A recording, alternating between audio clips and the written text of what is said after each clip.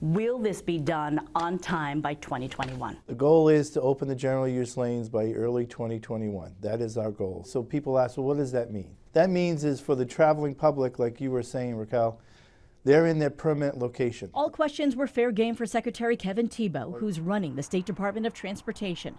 He's been on the job for almost a year, and he's inherited the I-4 Ultimate project, already more than 3 years under construction.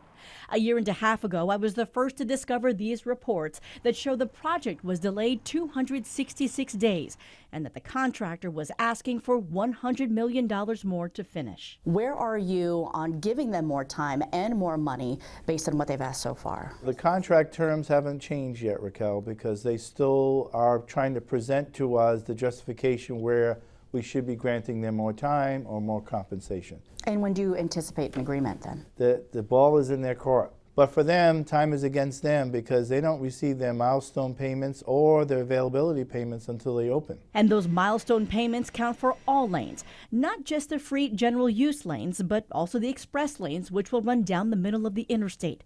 And building those lanes has been deadly.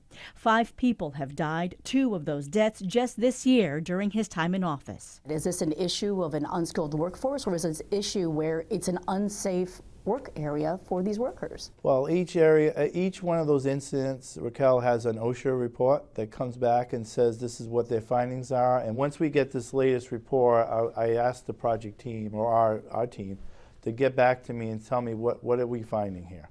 And so my goal is to go back and then see what's the trends. Let's talk about flooding on the I-4 corridor. There has never, in what I can remember, been flooding on the I-4 corridor until construction happened. Have these problems been fixed, and how are you holding the contractor responsible? They have fixed each one of those locations because of what they've learned from those different events. We can't anticipate we're going to get a 100-year storm event where they designed for a 25-year event. So you can't guarantee it won't happen again? What we can guarantee is, based upon our normal design principles and standards, that they have remedied that so we don't have a repeat of that. In the past, the state has let go of contractors who haven't fulfilled or hit milestones or had issues on the project. Is this something you would consider doing as a secretary? We have to be so far along that the relationship is just not there. We're not quite there with this type of situation. Actually, we're not there even close. The public wants to get this done.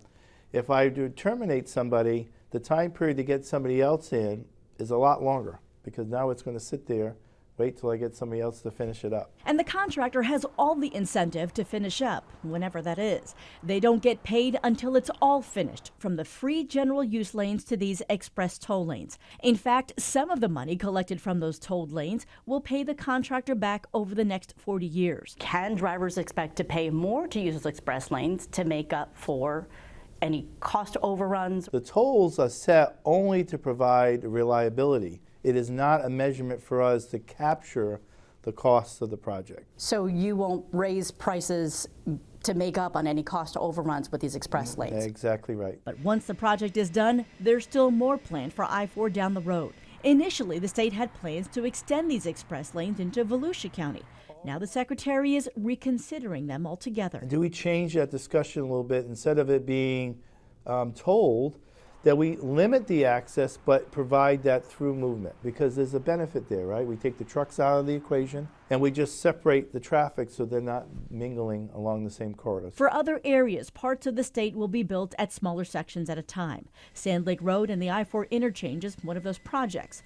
But the initial work will not include express lanes. So what we've done is have a targeted discussion with those different partners, at the same time trying to figure out what can we afford now, or what can we put in our program now, so we can at least accomplish some of the goals. So are you saying that the state doesn't have enough money now to extend the express lanes? Right now we're trying to accomplish everything we can within our financial capabilities, but this project is a lot larger than what we anticipated originally, and so what we're trying to do is sort of like taking little pieces at a time. Which for drivers will mean more construction for years to come, whenever there's enough money to do it.